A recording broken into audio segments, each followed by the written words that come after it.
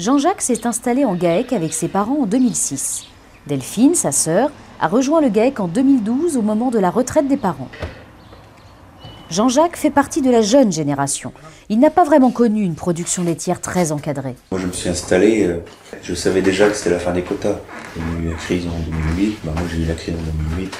On a eu l'augmentation de prix l'année dernière, cette année. Voilà, on s'est dit, de toute façon, il va falloir qu'on vive avec ça. Les années que ça payera bien, il faudra mettre de côté. Puis les années que ça payera moins bien, on prendra dans nos ressources pour ou limiter ou ne pas mettre de côté de toute façon. Donc voilà, on va s'habituer et il faut qu'on s'habitue de toute façon maintenant.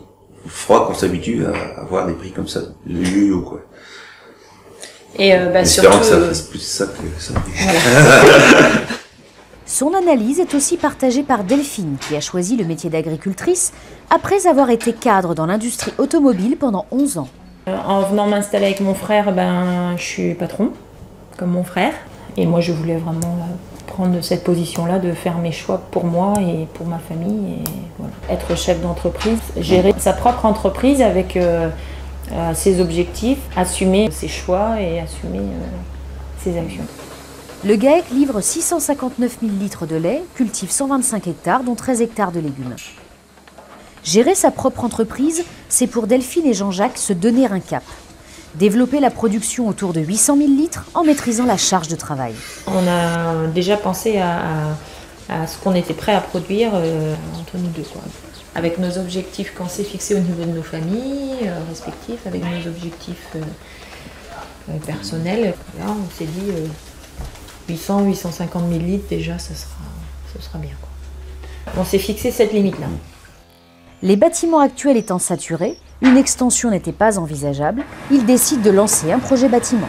Notre projet, c'est de refaire un bâtiment neuf, tout neuf, salle de traite et bâtiment vache laitière. On se trouve à l'étroit un peu dans notre bâtiment.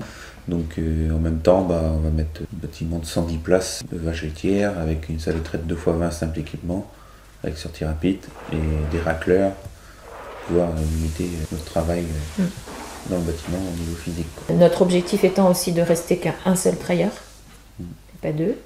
Et puis traire 100 vaches maximum. Parce qu'après, on estime qu'au-dessus, on n'est qu'à 2, donc on s'est dit 100 vaches. Voilà. Et en ayant le même temps de traite que maintenant. Voilà. C'est ce qu'on dit depuis le début, c'est comment faire un peu plus de lait sans augmenter notre charge de travail. Aujourd'hui, l'exploitation fonctionne bien. La priorité est de ne rien déséquilibrer. On restera sur la même technique qu'aujourd'hui, ça se passe bien comme ça. Ça marche très bien, donc voilà. On ne va pas changer. Bon, en termes de résultats économiques, on marche déjà très bien, donc c'est pas en faisant le bâtiment qu'on va améliorer économiquement, c'est plus améliorer les conditions de travail. Voilà. On a les moyens d'investir, donc on s'est dit, tant qu'on est jeune, on investit dans un bâtiment de vache laitière, en espérant faire notre carrière avec.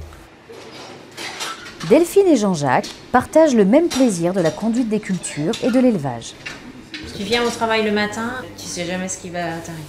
Tous les jours, c'est une journée nouvelle. Tous les jours, tu as des choses différentes qui se passent. On travaille avec du vivant aussi, donc voilà, c'est aussi... c'est super intéressant, quoi.